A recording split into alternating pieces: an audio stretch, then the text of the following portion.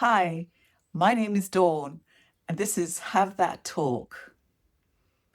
Today, I want to talk about one of the biggest influencing challenges in the workplace, and that is getting somebody to do something for you without having any authority. You don't have formal authority to direct them, but you do have to find ways to work with them so that they do what you ask, so that they meet the deadlines, they complete the tasks, they update the report.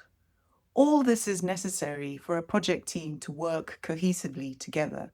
You have to find ways to deal with different personalities, different skill sets, different levels of motivation without being their official manager.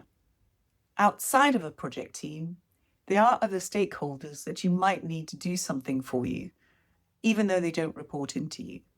And these could be peers at your level in other parts of the organization, maybe in other regional teams or other departments. How do you get people on side, even though they have no obligation formally? You might think that you need a more persuasive argument. You need to come with all your details and your facts and your figures to convince them to do something for you.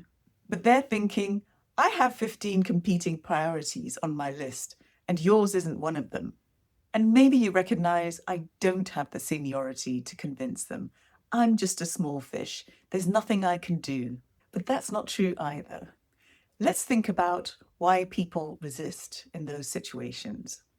The scarf model can help us understand. First of all, if you are a lower level employee, you coming to a higher level manager may be considered inappropriate. You're too low to tell me what to do. My status means that I can only take instructions for people at my level or higher. So there's a status gap that you need to bridge. And you do that by recognizing their authority, recognizing the anomaly that little old you is coming to ask them for something.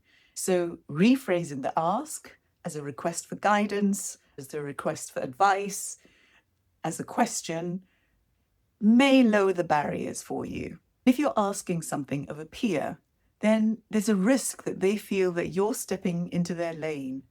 So appealing to their sense of autonomy, acknowledge that. And in a similar way to how you can bridge the status gap, you can also bridge the autonomy gap by inviting them to collaborate with you. Make it a joint priority. Offer several options and one recommendation. Don't come with this huge ask where people think, oh my gosh, this will take so much time. No, break it down into smaller asks. Make it something that they can say yes to in 5 minutes. And the other thing that's really important when it comes to influencing, and I can't stress this enough, is the importance of the relationship.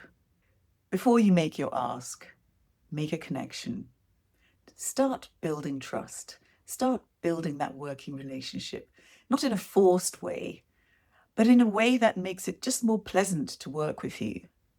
Go from, this is what I need from you, to, how can we work through this together? That is the shift that you need in order to successfully have that talk. Okay? I'll see you next time.